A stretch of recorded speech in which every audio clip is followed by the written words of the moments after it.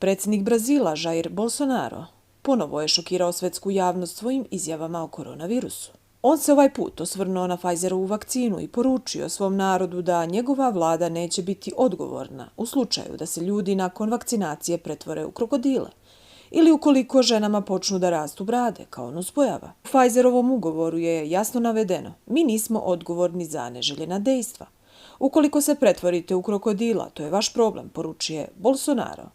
Ako dobijete nadljudske moći, ženama počnu da rastu brade, muškarcima mutira glas i počnu da govore infeminizirano, oni neće imati nikakve veze sa tim, dodao je komentarišući vakcinu koja se već koristi u Sjedinjenim Američkim Državama i Velikoj Britaniji. Odgovorio i na optužbe da daje loš primjer drugima. Tim imbecilima i idiotima koji to govore, kažem da sam već preležao virus, imam antitela, pa zašto bih se vakcinisao? Ove izjave brzo su se proširile internetom i stvorile novi mim. Trend pod hashtagom Jacare, što na brazilskom znači aligator.